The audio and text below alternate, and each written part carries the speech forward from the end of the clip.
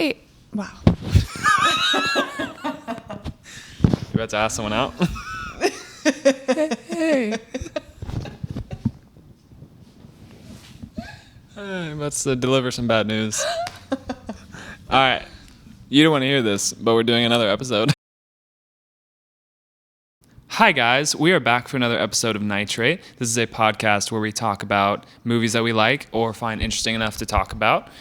Today, we are talking about 10 Cloverfield Lane. We felt like it would be topical with all the crazy stuff going on in the world right now with coronavirus. It's a little bit of a apocalyptic situation out there. Yeah, so I just typed in post-apocalyptic and this movie came up. And it was already kind of on our list as an interesting one to talk about. After surviving a car accident, Michelle, played by Mary Elizabeth Winstead, wakes up to find herself in an underground bunker with two men. Howard, played by John Goodman, tells her that a massive chemical attack has rendered the air unbreathable, and their only hope of survival is to remain inside. Despite the comforts of home, Howard's controlling and menacing nature makes Michelle want to escape. After taking matters into her own hands, the young woman finally discovers the truth about the outside world. Dum, dum, dum. And it came out in March of 2016. What would you describe this movie as? Would you say it's a thriller, a horror movie? What would you call it? This movie does not know what it wants to be. This movie could be a fantastic abduction film and a good psychological thriller, but they just decided to say, screw all that in the last 10 minutes, and I made a joke that this was the executive producer's cut because you could tell that they probably pitched a good idea, and the producers went, oh, hey, you remember that movie we did like 10 years ago? We should just like attach it to that, like a hangnail. Because it's literally, it's like a hangnail, That's how so it flattering. attached to it. Because it's literally one movie, and then the last 10 minutes, an entirely different movie with like special effects and everything. That was my impression too. My take is that 10 Cloverfield Lane is meant to point out how in the occasion of an apocalyptic event, you have the danger of what's actually going on, but then you also have the just as real, just as disturbing, if not more disturbing, danger of the way that the people around you are reacting to the event. And so I think that's a perfect explanation. I think that's definitely the takeaway. I think this movie kind of craps on its own point at the end of it, but it could have been a great movie about how people's overreaction can sometimes be worse than the actual issue. yeah, which does seem really relevant with a lot of the coronavirus stuff. Now, we're not trying to say anything about the reaction to coronavirus. I think it's an important thing to know, but I have no opinion on the reaction of coronavirus. You have no opinion? I have Well, an then we'll make opinion, this but top- it's not a very strong opinion because it's pretty much like I think America's handling it okay. Like I don't think we're doing a horrible job. As long as the government's like being honest and telling us everything, then I think it's fine. As long as the government's not trying to like play PR, then I think it's okay. Which I think China was trying to do a little bit. I think so. One thing that I've observed about the people, so I know that like towards the beginning of all of this stuff with the coronavirus, a lot of people were going out to the stores and buying a lot more stuff than they needed, and a lot of people, there was this wave of people saying everyone's panicking and they're the real problem, and everybody hoarding and buying all the stuff they don't need is what's really causing us issues. And I think what struck me about that was that it was just one way to other people. It was one way to sort of distance yourself from them and say, they're not like me, I'm not like them, they're doing this. Although we're all probably handling it relatively similarly, you know? Mm-hmm. Yeah, I heard that when the news first broke, a lot of people were really scared of being around Asian people, which I don't think is a fair reaction. Did you have anything else that you wanted to add about sort of an overall takeaway about 10 Cloverfield Lane? Standalone movies are fine the way they are. I watched like a quarter of the Cloverfield movie. I remember when it came out, everyone was talking about how if you watch it, a lot of people are like throwing up because it's found footage and the camera is super shaky. So I just didn't find it that compelling when I saw it. But I know that when this movie came out, whether or not it was intended to be originally or not, they decided to make it like a spin-off of Cloverfield. And then recently Netflix made something called the Cloverfield Paradox, which is like another spin-off, and that one was apparently really bad. So I think this movie does do really well. I think its rating would be a lot higher if they just cut the aliens out of it entirely. Because that just completely takes you out of the... It ruins the whole point of the film in my mind. Like, it just doesn't... I don't know what the movies... I don't think movies never necessarily have to have a message, but I think they do a lot better when they do. And when you don't have a clear message, and when you do... when you try to subvert expectations constantly, eventually you just get to the point where you can't pick a plot to follow. I think this movie was just really focused on subverting expectations. Like, ooh, I can't trust this guy. This guy's kidnapped me. Oh no, he's really trustworthy. Oh my gosh, there really is a danger. Oh no, there's not really a threat.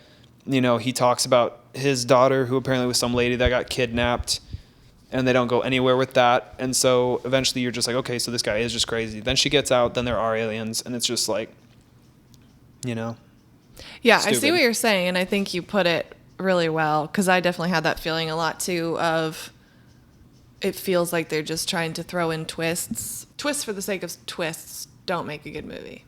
So. Yeah, I agree.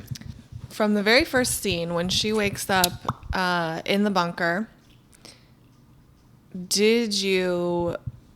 know the movie was trying to make the watcher feel a certain way, but did you have any particular suspicions one way or another as to what was really going on outside? Like, did you think that he was telling her the truth, or did you think that he was lying from the get-go? I think it wasn't my first time seeing it, but when I did first see it, I was thinking he probably was lying, just because he didn't know how to act normal, and he didn't know how to act believable in anything he said. He was incredibly vague. He told her as little as possible, and he didn't trust her. And having her change the wall doesn't help. But yeah, I think that would have worked really well if they were going that direction. So one thing that was said in the movie that I thought was interesting was the line, "People are strange creatures. You can't always convince them safety is in their best interest." What was that in the movie? I don't remember that. He said that to her. I do think that's funny. That does make me kind of think about coronavirus, I'll be honest, because a lot of people, including me a little bit, but a lot of people are unwilling to change their daily habits and their lifestyle over, there's still people going out all the time. I wondered if that applied to him at all. Harold? Mm-hmm. People are strange creatures. You can't always convince them safety is in their best interest. I feel like he was pretty focused on being safe. Yeah. I was trying to think in the context of what likely happened to his daughter and wife. Like, did he likely kill his daughter? Did he likely just lose his daughter in a nasty divorce and then was projecting onto these new kidnapped girls about his daughter?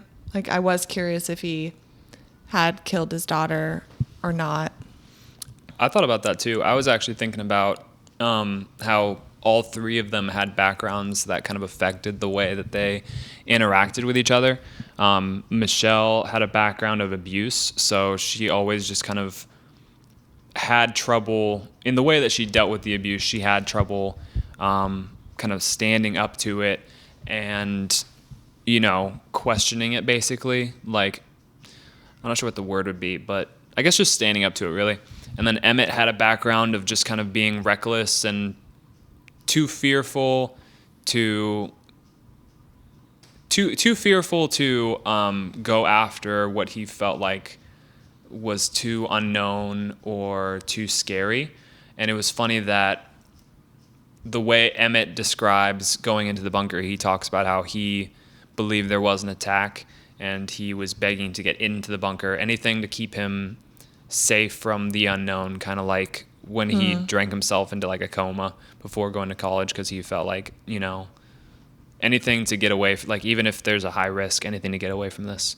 And that's interesting. Yeah, and Harold talked about, you know, how his wife kind of turned his daughter against him, which even if that one girl is not his daughter, I think it makes sense that the story might still be true, that his wife did turn his daughter against him, and that he just, you know, he clearly had a distrust of anyone that he didn't feel like he could have a father-daughter relationship with. And it seemed like he kind of like seemed to be desiring a father-daughter relationship with Michelle. He tells her, look, I'm not a pervert. I'm not trying to do anything like this to you. When Emmett like tried to catch her from falling, he said, don't touch her. He said, we all, you know, we're going to be like a happy family. And when he finally like kills Emmett and gets rid of him, he seems to just have a load off his chest. He seems relaxed because the whole movie he seems to distrust Emmett, and he just, you know, wants to have a trusting, calm, you know, protective relationship with Michelle. Yeah, definitely. He was definitely projecting onto her things with his daughter. I mean, when they were playing the game and he was calling her girl and little princess. Little princess, yeah. And having her wear his daughter's clothes. And when he says that Michelle liked to cook, when he said that his daughter liked to, or what's her name, Megan, when he said Megan liked to cook, he said, you know, eventually you'll learn to love to cook. Like he clearly, you know, whether or not he believed that there really was an attack, he was clearly messed up, you know, from one or a number of reasons in how he handles his relationships in his life, but he clearly just wanted to kind of rebuild what he had in this bunker with Michelle. And I think he probably just felt like Emmett didn't really fit into that. The whole movie, he seemed like he just was like, Emmett was this the outsider. Burden. Yeah. He clearly just trusted Michelle a lot. Yeah, Emmett was definitely the one that was throwing off his vision. After Howard killed Emmett, he went to Michelle and he said, we can do whatever we want now. And that was sort of this moment where after that third party was gone, it was like he felt freed up to have what he had always wanted to have with her. And I think that was probably the case with his real daughter and his ex-wife. And I also thought maybe his ex-wife took his daughter away from him because he was kind of losing it and descending into insanity. You know, maybe he seemed like he was paranoid and, I mean, say what you will about how justified he was with the way the movie ends, but he seems like his personality type was, you know, like Emmett described him as, conspiratorial. I glazed over it quickly, but I think we should go through each character and kind of talk about their behavior and how that kind of lines up with their background, how it lines up with the ending. You know, just a character study section. All right, Howard, what do we think of Howie? Super socially awkward with a lot of weird moments of awkward humor where he can't like kind of keep a serious composure. Like, bathroom time, let's go. And yeah. I'm Howard, by the way. Yeah. My impression of Howard was that he was extremely unpredictable and turbulent. I definitely got the sense that he had been dealing with some very real mental health issues and that was kind of part of the character.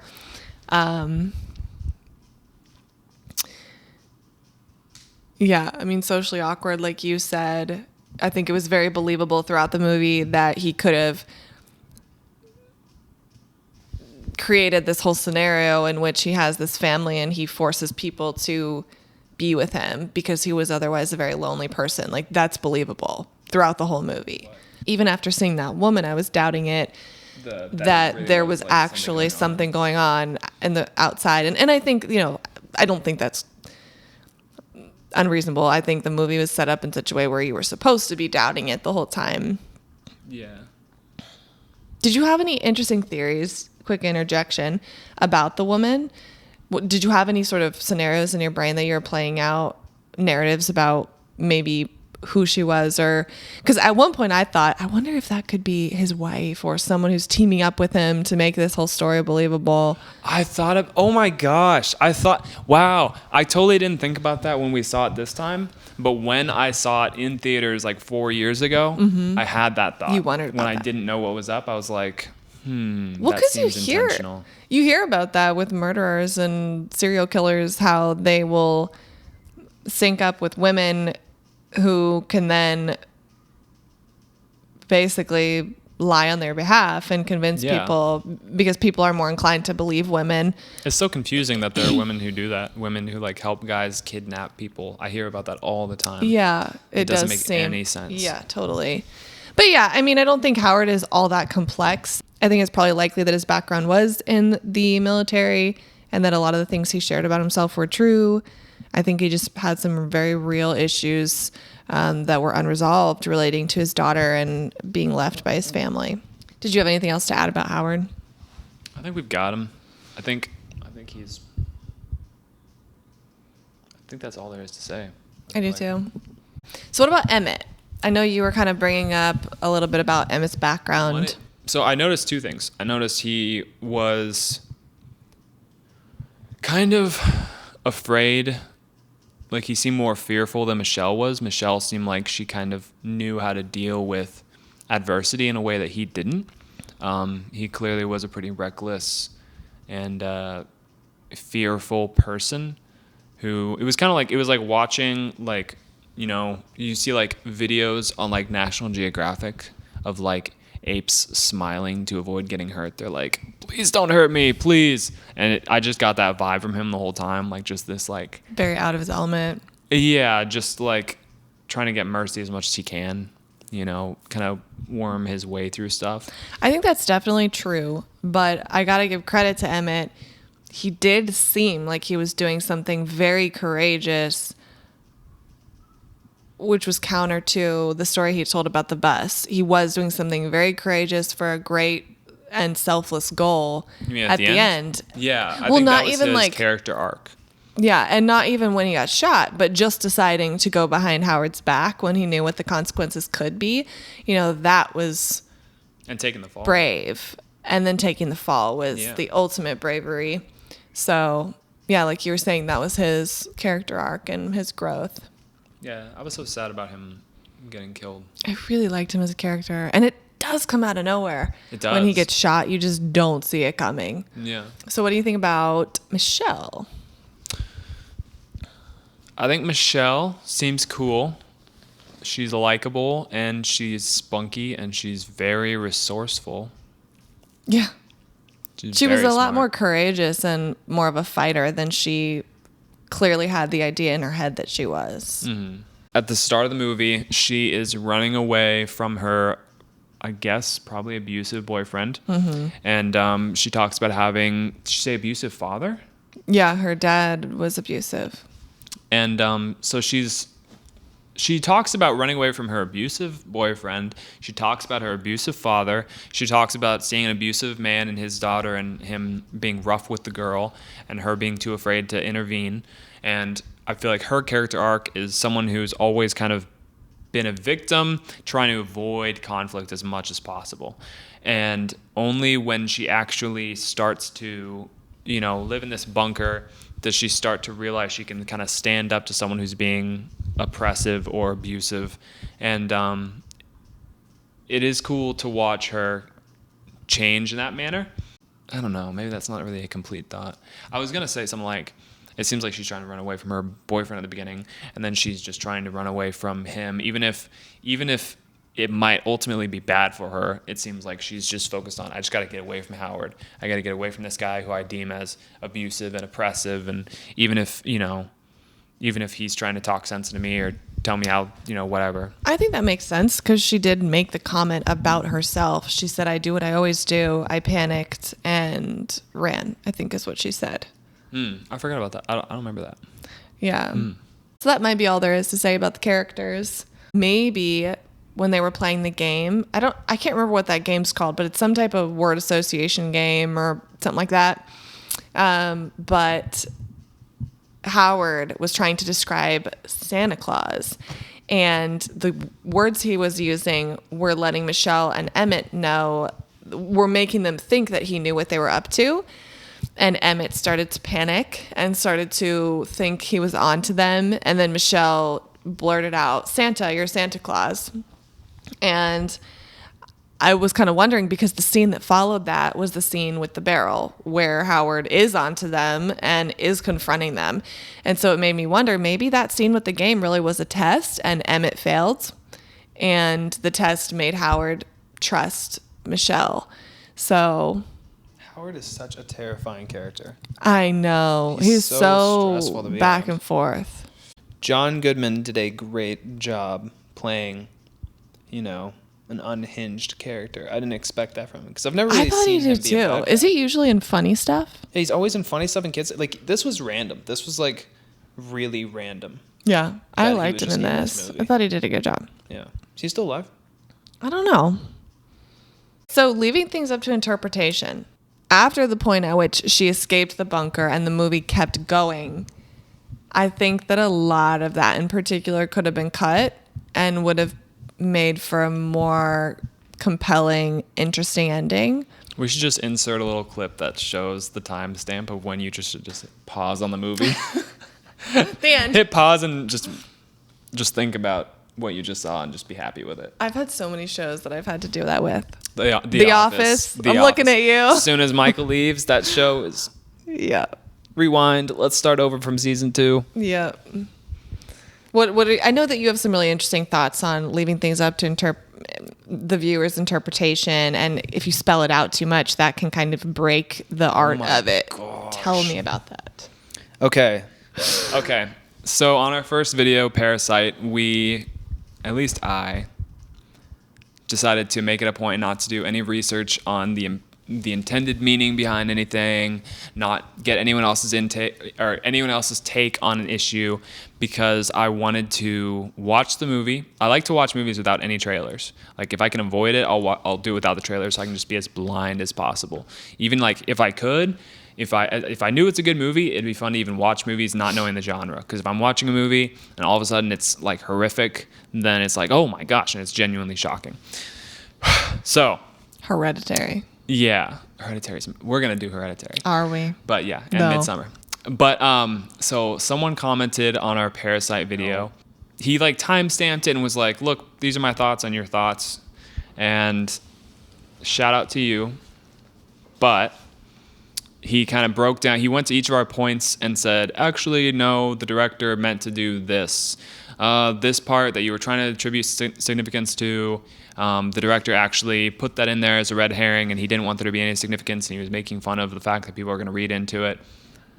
That's fine, but if art isn't going to be interpretive, if it's not going to be subjectively appreciable, I don't know what the word would be, like, if you can't appreciate art on a subjective level, and you are required to take it exactly the way the director meant it in every If there's a single right instance, and wrong answer Yeah. to how you interpret it. that completely takes out the color and the appeal of art. Because The then- mystery. yeah, because anything that's going to touch on a political issue, all of a sudden it becomes propaganda because it's expected to be taken one way and one way only. You The versatility. Yeah. Like, that's something that's beautiful about art, is being able Exactly. to apply it in so many different ways to so many different Perfect word for things. it. Abstract. Yeah, there's a YouTuber I really like who was talking about the difference between a movie that forces an idea down your throat and a movie that tries not to pick a side. And he basically was comparing American History X and some other film, but he was basically saying American History X talks about something, racism, which I think a lot of people, everyone has an opinion on it, usually a very strong opinion. I'm definitely not a fan of Nazis, but the film tries to show you all sides for the most part, and he basically says there's Was that the films documentary about white supremacists or something? it wasn't a documentary, it's like a drama. But basically he says, a good film will not pick a side. It will show you everything as much as it can, and it will let you decide. It will let the viewer have the power. And he basically says he takes this other film as an example and basically says, this is propaganda. This is a film that clearly wants you to have an opinion on something, and they want you to have their opinion. And so, as much as I liked Parasite, I don't think you should, kind of put in a box what people are supposed to take away from it. I know that there are like at least 2 other movies I can think of where they're trying to make a point, but because I was able to just enjoy it for what it was and not be forced to take away the point that they want to take away, I can just enjoy the movie and I can pick up things. And there are things that artists do subconsciously that work. So that's my point. I have a hard time with that one because I feel like another part of that issue is when celebrities weigh in on political stuff. And there's this one part of me that's like, why are they doing that? Why don't they just stick to what they do? And then there's this other part of me that's like, but if you believe in something that you feel so strongly is the truth, and you believe so strongly that it's good and it's true, I think the next logical step is to want other people to know what's good and what's true and to want to share it with them. And the problem is that we all think we're right. Yeah. I don't want to tell. I used to kind of be this way. I don't want to tell artists or actors what their political opinions should be. I don't want to tell them. I definitely don't want to tell them that. But at first I was like, I wish you guys would stop telling us your opinions on stuff and just do your job. But it makes sense. If I was in that position, I'd probably be giving my opinion. Right, on and you everything. had a position of some type of influence or power. Yeah, like you're going to want to use that for good.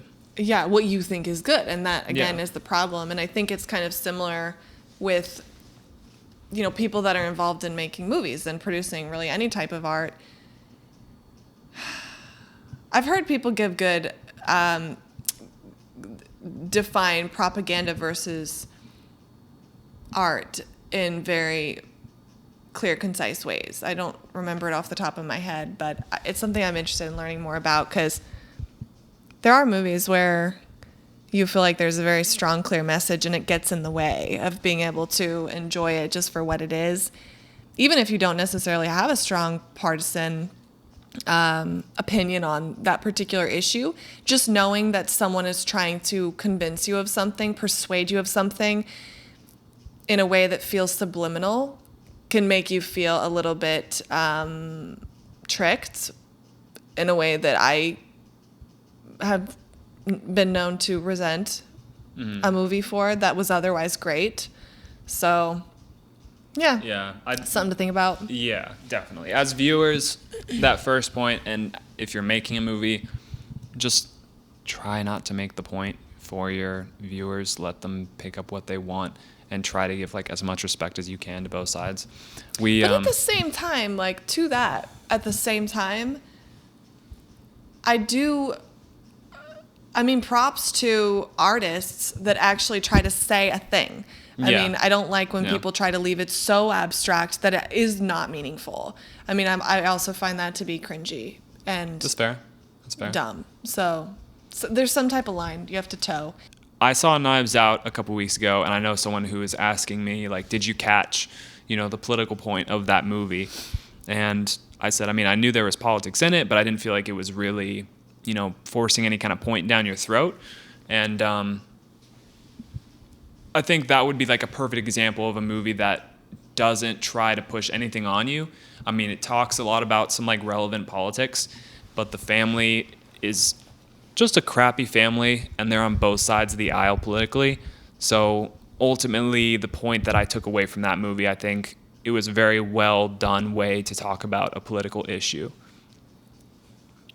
So I probably actually disagree a little. And I really, really liked Knives Out. But I did think that there was a strong political message being sent. And I don't know, maybe Knives Out would be an interesting one to talk about. I don't know if you guys might be interested in that. If you are, let us know in the comments or give us a thumbs up. But I would love to talk about Knives Out. Would you really? That was a fantastic movie. I didn't know if it was so too good. off of our niche. Or, no, that movie would be we're still perfect. figuring that out. There's so much. The cinematography is amazing. It was the acting is great. We'll put it aside. It was well done. I'll add it to our playlist to officially make it official that we're. If you guys want us to do that next week, then dislike this video 10 times. 10 times. Give us 10 dislikes. But then it ends on a dislike. If they do 11 times, it'll end on a neutral. Well, right? if you dislike this video more than 5 times, we will do or wait, am I Knives wrong? Out next. I don't want to do dislikes. We're just so new. Our channel is so weak. It's like a baby bird. If you give us 10 likes, let us know explicitly in the most explicit way you can come up with in our comment section that you want to watch. That's what they should do. If you want us to do Knives Out next, you should dox us. You should take a photo of our address and put it online for people to know. Stop. All right. Man. Anyways, 10 Cloverfield Lane, massive thumbs down. Really? No, actually, we'll just put that little timestamp in there for you to know. Stop the movie here, and then I'll say it was a solid 4.5 stars. It was 5 stars. If you take the last anything after that timestamp, then I give it 5 stars, 4.5, 5 stars, somewhere between there. I actually can see what you're saying. I think that when the movie starts doing all these weird directions, it does. It's a good example of less is more. This movie. Yeah, 4.5 stars for me.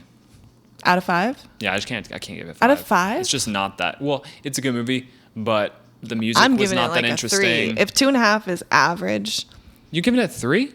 If 2.5 is middle of the road, well, think about what neutral. they're trying to do. Think about what they were trying to do with the movie. If you take the ending out of it, okay, you know what? Maybe a 3.5. I'll review it as a full product. With the ending, I give it about a 3.5. Because it's about a 60 or 70. It passed. It depends what you're comparing it to. If you're comparing it to all other movies, a 4. If you're comparing it to revolutionary film. Yeah, if you're comparing it to the type of movies we're going to be doing on the podcast, it's slightly lower caliber, I would say. Yeah, this is definitely probably my least favorite film we've done. No offense to this film. Yeah. Although it really is a good movie. I mean, it's an interesting topic. It's fun to watch. Like the idea. It doesn't push think any of that. boundaries or say any really fascinating. There's no fascinating commentary in the movie. It's just, someone is demanding you trust them, and you don't want to. Isn't that an interesting thought to think that there are people in this world? It's also horrifying. That have been kidnapped and are being held somewhere against their will by some monster, and they are watching news coverage about the coronavirus. Isn't that a weird thought? Yeah. Like this, I think like that thought, 10 Cloverfield Lane had the potential to be even more interesting than it was as a concept, I think. Mm-hmm. Mm-hmm. You guys should also comment because we noticed we get a lot more views on movies that are more recent. Should we keep doing, I'm thinking what we should be doing is doing recent films as much as possible for the sake of kind of growing the channel and doing movies that haven't been done to death and movies that people will, want to hear about that they might go see in theaters. I like that idea. Mm-hmm. And then I also like the idea of introducing people to movies or talking about what's relevant. This movie was chosen because of coronavirus. That's why I think we picked this movie, was because of it. Just kind of, it goes into the more individual story of someone who might be dealing with something like this, like a panic. When you say introducing, do you mean finding movies that are very lesser known?